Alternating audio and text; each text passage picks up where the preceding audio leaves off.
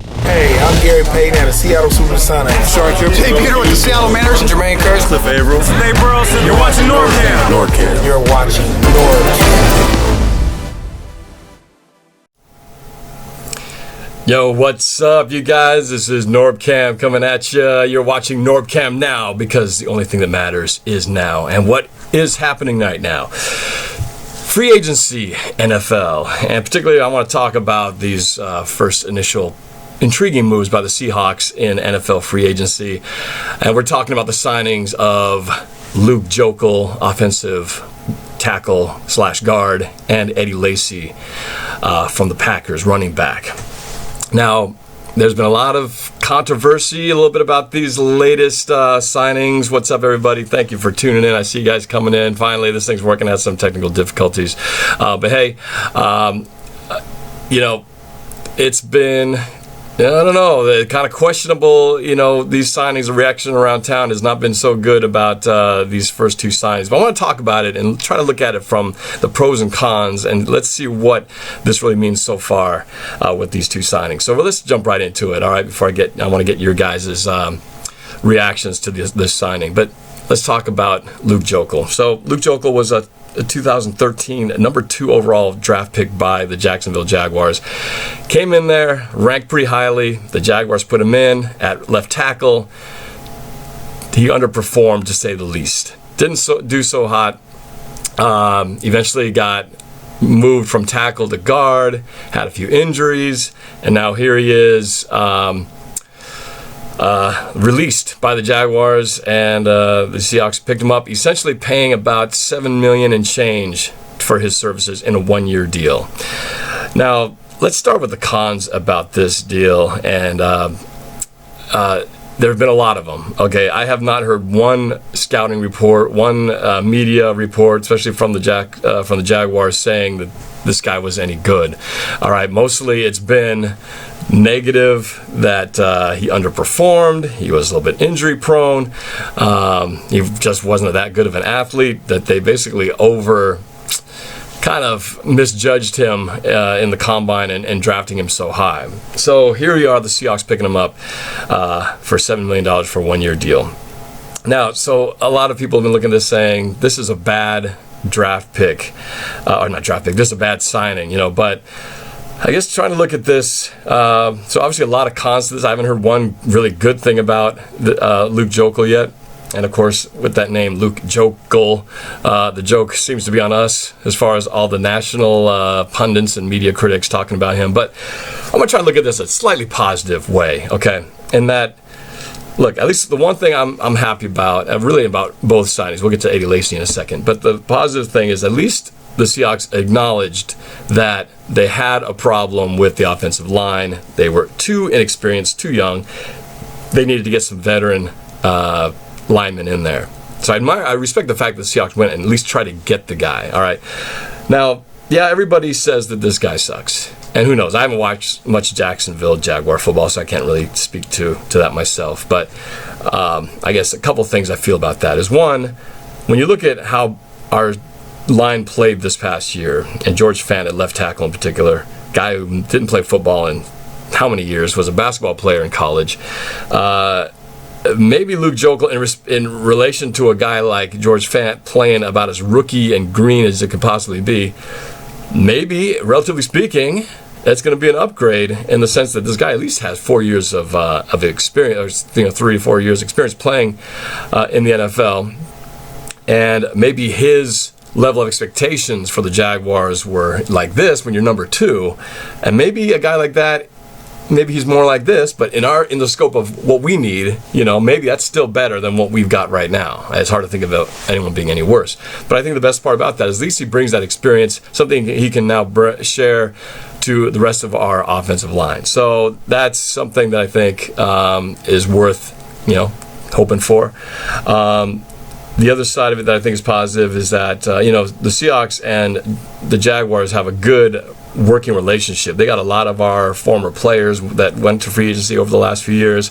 And, of course, Gus Bradley, the former head coach of the Jaguars, have a good relationship with Pete Carroll. And I'm sure that They shared a lot of information before picking up this guy. So maybe there's something about him that we don't know. Maybe it was their system. Maybe this guy just didn't fit what they were trying to do. But maybe for our system, maybe he will work.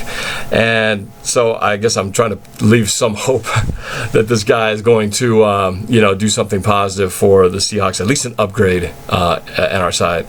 And the reality is this was a crazy free market when it comes to offensive linemen. Okay, we had way more demand and not a lot of supply. I mean, I put up a poll up there asking you guys, or not you specifically, but a lot of people out there, what do you guys think of having Russell Okung back? Because he was available. And the guy went for like $12 million a year, guaranteed $22, $23, or $24 million.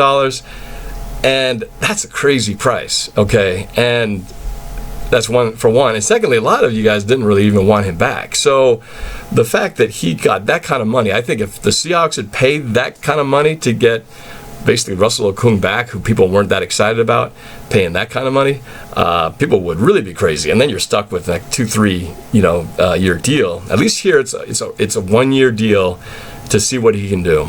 And if it doesn't turn out, well, we kind of reset and try it again. But at least this gives this guy a chance to prove himself.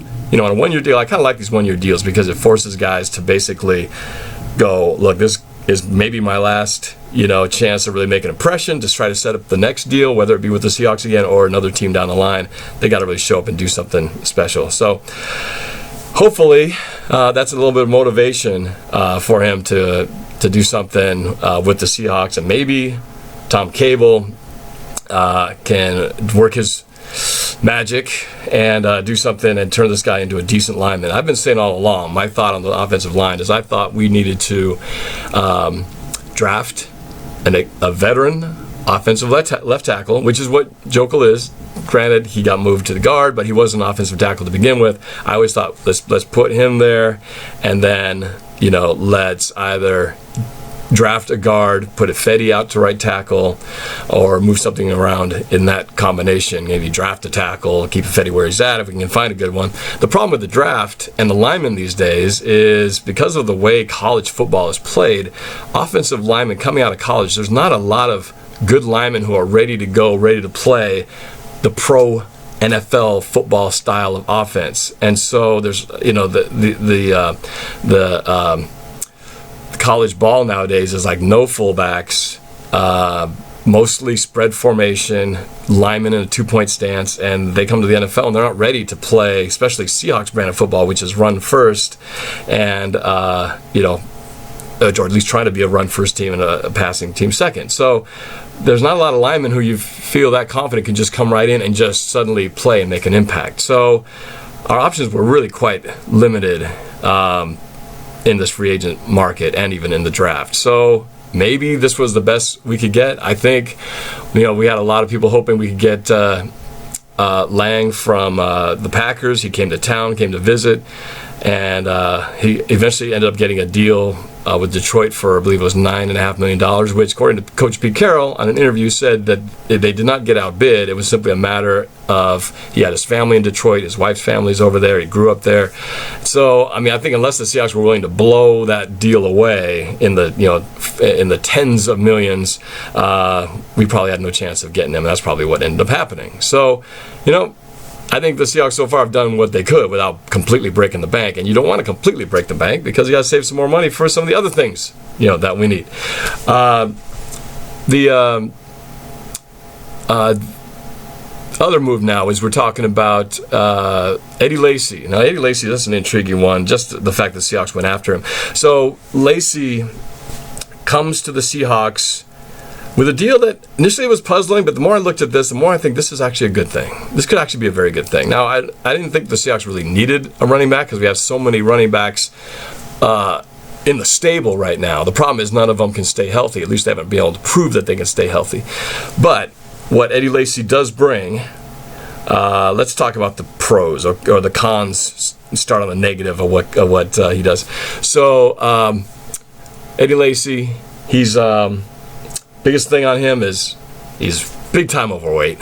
Okay, the guy's like 260 something pounds, which is huge, big time hefty for a running back. So you got that. Two, he was injured most of last season. I think he only played 5 games. So he had I believe an ankle injury that kept him off the field. So the combination of, I think, of his weight and then the injury he had was enough for the Packers not decide not to keep him. But here's a good thing about Eddie Lacy. Okay, so first of all, look at it. Look, if you can look at before the injury, he was a stud. I mean, he was Rookie of the Year. He had over 1,000 yards in his first season, scored a ton of touchdowns, and he had good hands coming out of the backfield, could catch the ball, can run the ball, can break tackles, light on his feet. So that's the skill set that he brings. And the thing that's nice about this deal is that it was initially shown that it was like a $5 million deal, but it's really a $1.3 million salary with a $1.5 million signing bonus, and then all the other things are incentives, including him having to lose a bunch of weight and performance clauses. So it's really, more like $3 million guaranteed. And he can make more if he can do these other things. So it kind of forces him to kind of step up and, do some things to kind of prove that he's worth, bringing him back and paying him that extra $2 million if he can, lose the weight and do what he can do. So that's the Eddie Lacy formula for you right there. So really, it's a minimal expense there for the Seahawks. But what it could do is if we can keep him on there, and if he can stay relatively healthy and help our running backs just by taking a few of those extra snaps, we spread it around. Obviously, we're going to work in pro size and Rawls as our number 1 and number 2, or Eddie Lacy 1, 2, 3, that 3-headed monster. Lacy's good at getting those short yards, pounding it up in there, and then mix it up with the other 2. I think we could have a pretty dynamic backfield that will take the load and possibly the injury-prone nature off those guys' shoulders. So I kind of like this deal now. Seeing it's not as expensive of a deal as we as initially thought it might be. So that's my thoughts. I want to see what you guys think about this. Deal. What do you guys think? Is this good? Is it bad? Is it ugly? Let's talk about this for the next couple minutes before I gotta cut this thing off. But let me just do a few shout outs, find out what's happening with you guys up in here. Let's see. Carlos 92, what's up? Heather, Madden Mobile, Pokemon, Anthony D, what's up? The songwriter, what's going on, Anthony?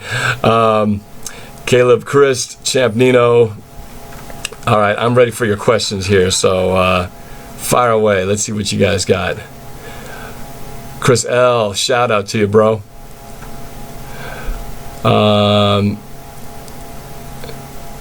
49ers for life. If Kaepernick went to Seattle, he would be a great backup if Wilson gets hurt. I heard about that possibility of Kaepernick coming to Seattle.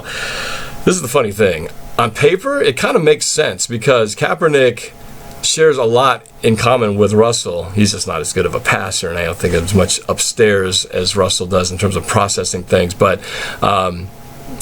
physically, he could bring certain things that would be a nice backup to Wilson, but I don't think the fans would have it. I think this place would go nuts if Kaepernick ended up on the Seahawks. That's just my thought.